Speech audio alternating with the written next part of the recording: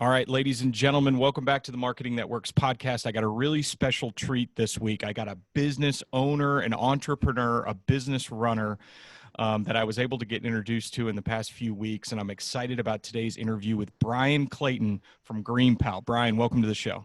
Hey, great to be here. Thanks for having me on. Yes, sir. So I want to get into, obviously the audience that's out there. They're probably business owners, marketers. They want to hear about how you guys are marketing your business. But Bryan, I would love a little bit of the backstory of how GreenPal came to be, but also other businesses maybe that you've run and sold, and you kind of your entrepreneurial journey. Yeah, right on. So I've never had a job. I've always owned my own businesses. I started cutting grass in high school. My dad actually forced me to mow my first yard, and reluctantly I mowed that yard with him, and I made like 20 bucks cutting it. And ever since then, I was hooked on entrepreneurialism and owning my own business. I actually stuck with that lawn mowing business all through high school and college. I grew it into a real business. And when I graduated college, I had to make a decision. Was I going to double down on this lawn mowing business thing I was doing, or was I going to enter the job market and essentially take a pay cut? And I decided to stick with the lawn mowing business. And by the time I was 25 years old, I had something like 50 employees. And I grew that business into one of the largest landscaping companies in the state of Tennessee, over 125 people, $10 million in revenue. And in 2013, that company was acquired by one of the largest landscaping companies in the United States. And so over a 15-year period of time, I took that business from zero revenue, zero employees to about 150 people, 10 million in revenue. And I learned a lot about the right way and the wrong way of building a company, and how to hustle up your first set of customers, and then how to build a sales process. And I just learned it all through trial and error, because in those early days, there wasn't resources like this. There wasn't podcasts that you could listen to. There wasn't YouTube that you could learn from. And so I did that, and then I applied all of those lessons to my second company, GreenPal, which is kind of like the Uber for lawn mowing. It And so really if you're a is. homeowner, yeah, you need your grass cut, you just jump on our website or our mobile app, and you can hire a great lawn care service in less than a minute and just pay them all through the app. And now I'm 7 years into GreenPal. We've bootstrapped this business. My two co-founders and I. We're going to do 20 million in revenue this year. Several 100,000 homeowners that use the platform. And so now here we are again, growing my second business with no outside revenue, and just kind of hustling, and this sheer will and determination has gotten us where we are. Oh, I can't wait to dig into how you were able to do that. So GreenPal, again, you kind of explained the product, but essentially, and I just discovered it recently, which is fantastic because I've actually been looking for this exact service for a long time, which is, you kind of described it. It's the Uber for lawn mowing services. Is basically, I put in my area where I'm living, I put in some specifications about my lawn, and then, I mean, within minutes, I was able to get a quote from a local vendor. So when you guys started this 7 years ago, was it a personal pain point, or were you just hearing this from customers? Yeah, great question. So I was able to approach the problem with the knowledge in the industry of seeing it exists over many years, over and over and over again. People would call my office for my landscaping company just needing a basic grass cutting service. My company had grown to the point where we no longer offered those basic lawn mowing services. We were strictly commercial. And so we would refer out a few names and try to help people out. And then they would call us back and say, hey, those people didn't answer the phone. They didn't return my voicemail. Do you have any more? Do you have any more names? And so it was kind of like one of these things, like no good deed goes unpunished. It got to be more of a headache than anything. But I saw the problem exist. I knew that it exists. And so when I sold that business, I took some time off. And then I decided, okay, this needs to exist. I saw what Uber and Lyft were doing for ride sharing, Airbnb was doing for accommodations. I thought, okay, an app, a platform, a marketplace could make this a lot easier for everybody, for homeowners who just need a good solid lawn mowing service, but also for people who make their living mowing grass, a tool set, if you will, that to help them build and grow their business. And so I recruited two co-founders that were longtime friends of mine, and we just started working on the problem. None of us knew the first thing about how to build software. We didn't know how to design and distribute and market software, but we just started learning as much as we could. We just started hacking on it, and we made a lot of mistakes in the early days, but we just didn't give up. And so the first 3 or 4 years were really, really hard, but after we got a little bit of momentum going, a little bit of revenue, we were able to reinvest that and continue to grow and scale the business. Yeah, absolutely. And so talking about those early struggles, I think also, I mean, knowing that you guys were battling kind of the operational side and the software side, but then on the marketing side, this is where kind of I love to get into, is to try to understand how early growth businesses really get going. So was it because I guess part of the first problem or thing that you guys had to solve on the back end was you had to get vendors into the system. So did Right. you have to market to vendors first and then to customers, or was it a phased approach? How did that go? Yeah, great question. So when you're building a multi-sided marketplace like this, you do essentially have two customers, and you have that what they call the chicken and egg problem in the early days. And so for us, yes, we had to figure that out the hard way. Okay, how do we get both sides to the party at the same time? And the way we approached it was just by dialing for dollars. We would get on Craigslist. Anybody that was advertising on Craigslist, we would just call them and try to let them hear us out and let them understand that, hey, we're building something that can help you. It's free to use. Would you try it out? I can meet with you at Starbucks and show you how it works.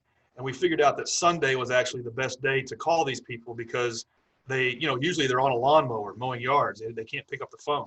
And so my co-founders and I would come in the office on Sunday and we would just call down the list on Craigslist and try to get 2 or 3 meetings. And we would try to get 5 or 10 people a week to join it. So it was that sheer hustle of just trying to grind it out, those first early adopting vendors, to get them to where they could try it, sell them on the vision, and then market it to homeowners. So these folks were ready and waiting for them so they can hire them off the shelf. That's how we did it for the first 3 years. Now we've got a little bit of mind share, a little bit of brand in the lawn mowing industry. And so we organically attract a lot of suppliers. But in the early days, it was just sheer hustle, calling people on the phone and just giving them our pitch and hoping that they would try it out and they would like it.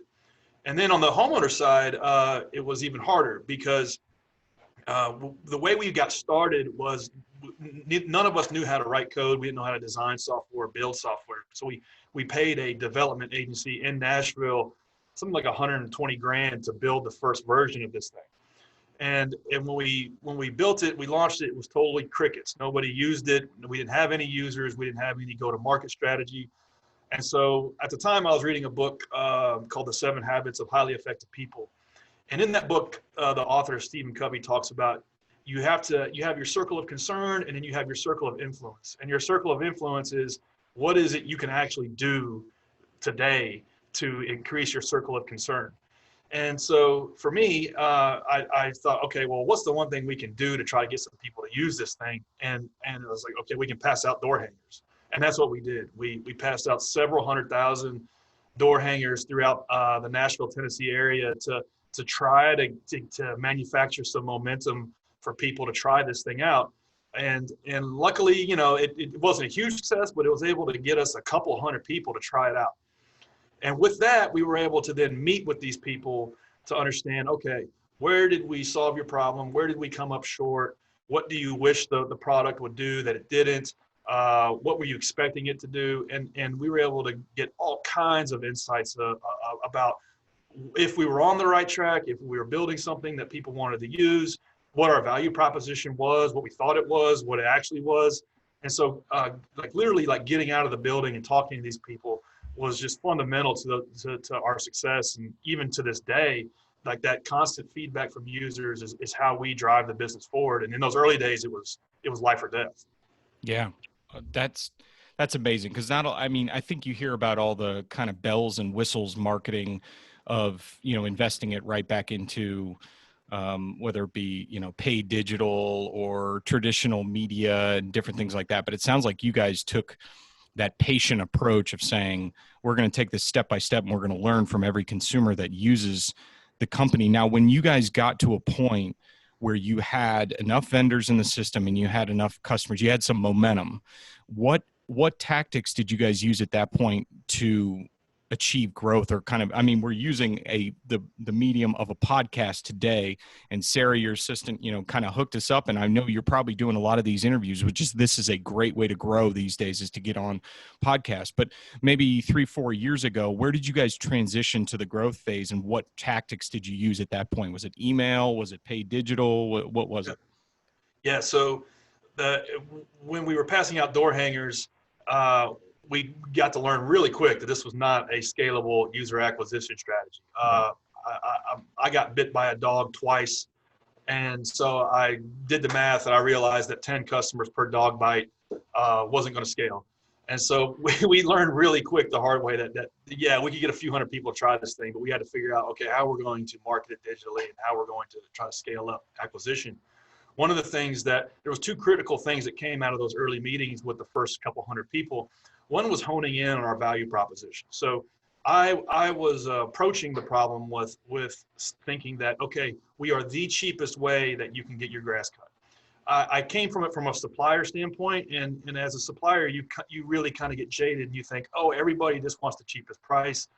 Customers just are always looking for the cheapest way to get this done, and so I had that beaten in my head.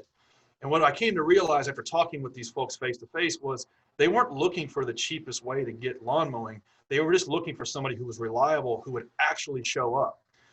Because by the time they try something new like GreenPal, they never heard of it. They've never tried to order lawn mowing off the internet or off of a mobile app.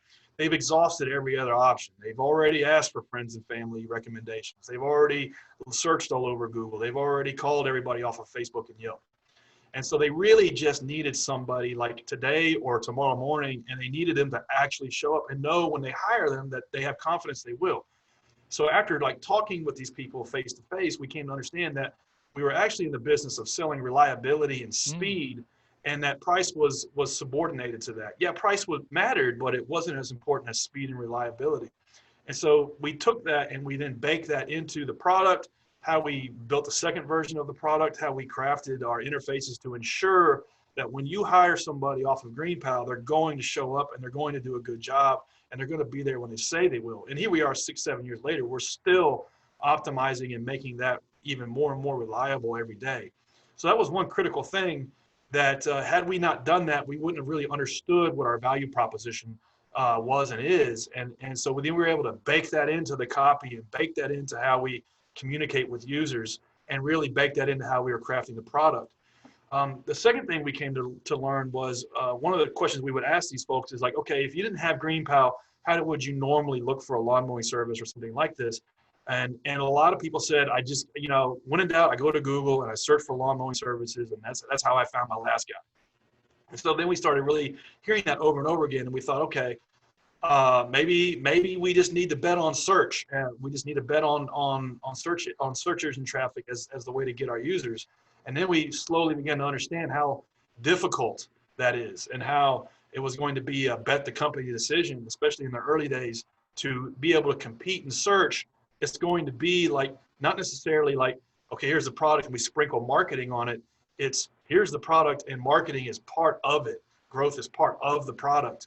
And so we made that bet early in year one that we were going to compete in search. We were going to do the things to rank well in Google. And here, still to this day, if you had to put out like a pie chart as far as what GreenPal's core competencies are, search is like a big part of that pie.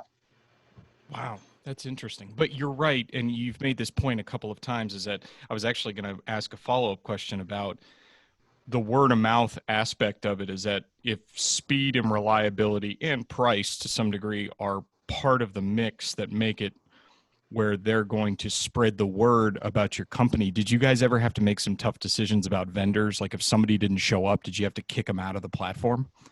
Yeah. And that's, that's something that in the early days was tough because the first, 500 lawn mowing services that use the platform, I personally knew.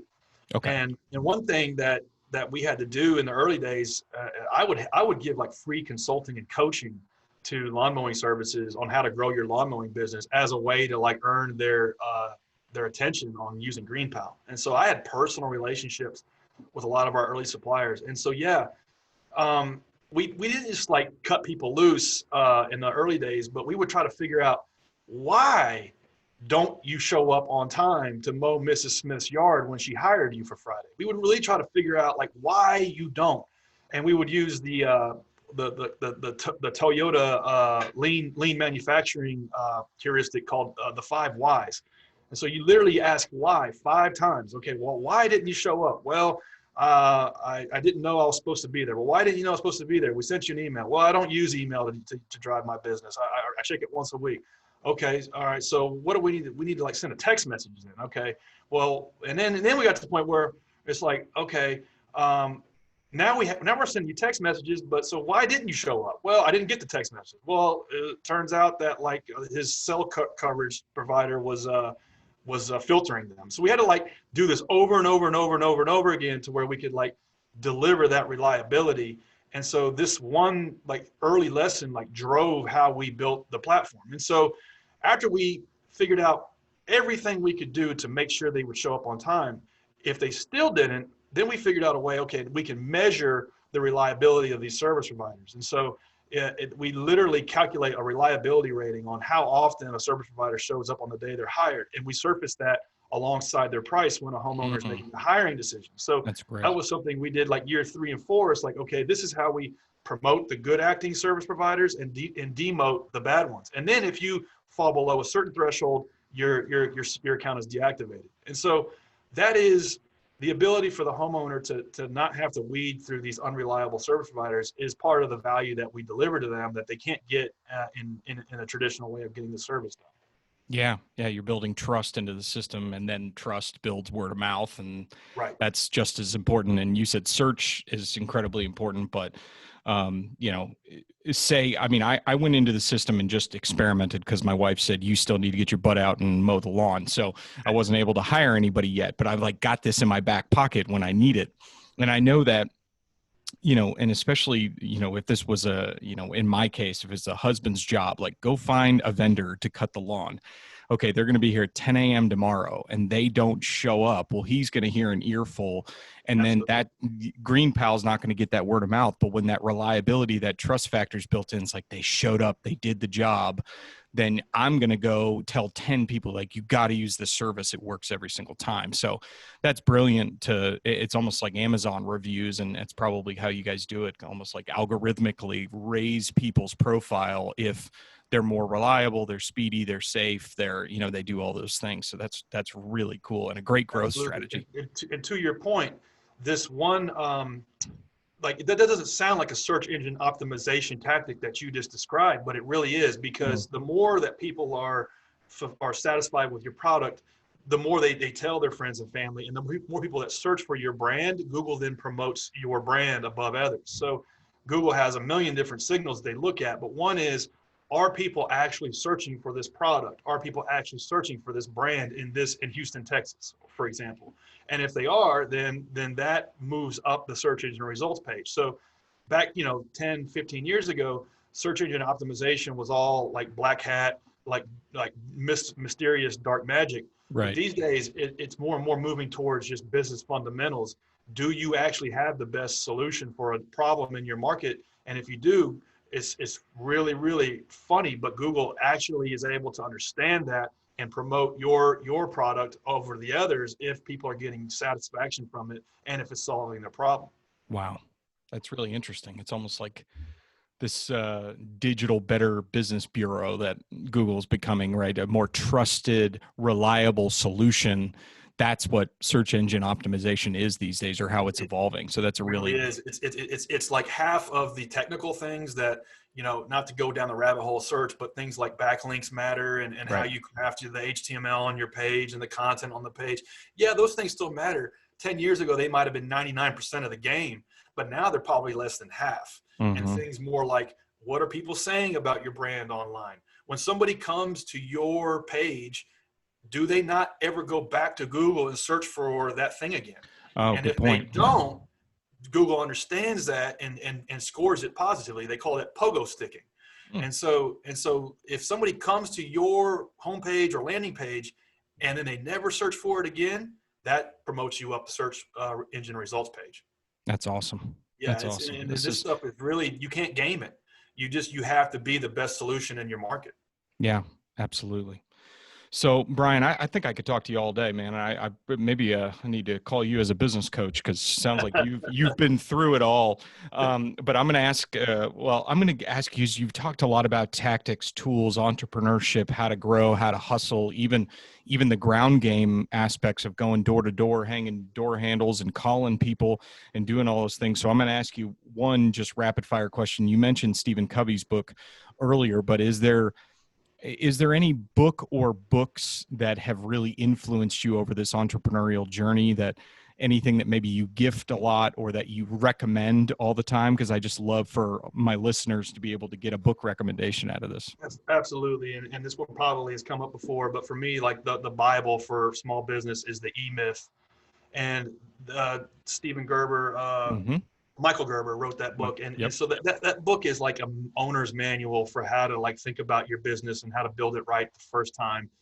And the book talks a lot about the difference between being on it versus in it.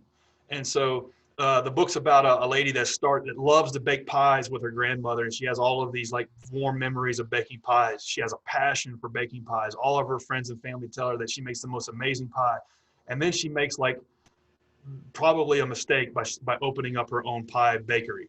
And she learns really quickly that there's a big difference between like baking pies and having a business that sells pies.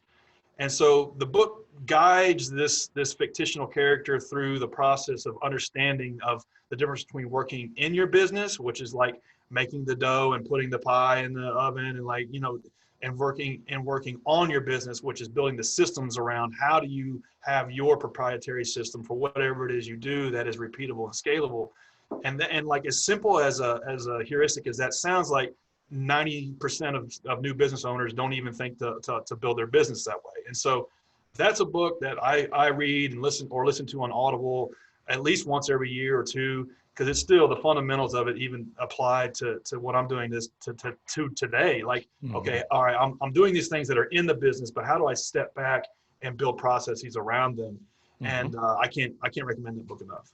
Okay, well, that's great. That's a great recommendation. Yeah, I've got that on my bookshelf behind me here, and it's been one of those that I've kind of come back to over and over again because it does have great lessons in it. Well, Bryan, thank you so much for the time, and I'm glad that we got connected. I'm glad I have your tool in my life now because it's going to provide me with a lot of joy at some point when I need to hit that button and go on getting a lawn mowing service at GreenPal. But also thank you for the wisdom. Thanks for sharing your experiences with the Marketing Network's audience. I think a lot of people are going to get a lot of great things out of this. So Bryan, thanks again for being on the show. And again, how do people find GreenPal? I believe it's yourgreenpal.com, correct? That's right. You can just go to yourgreenpal.com or just look up GreenPal in the App Store or the Play Store, and you can download it. And if you don't want to waste your time mowing your grass, you can get hooked up with a great lawn mowing service in less than a minute. And how do people find you? Because it sounds like you probably share some great lessons and learnings. Yeah. Email is the best way to get at me. You can just email me, Bryan, Bryan, at yourgreenpal.com. If you're a business owner or an entrepreneur, try to put me on second or third base with what it is you're doing and what you need help with, and I'd be happy to help you out based on my experience. That's a great tip. Second or third base. It's not like, hey, dude, I'm thinking about starting a business. What checking account should I get? You're like, no. Let's get down the road a little bit. Help you. Yeah, awesome, Bryan. Well, thank you so much for coming on the show. Hey, my pleasure. Thanks for having me on.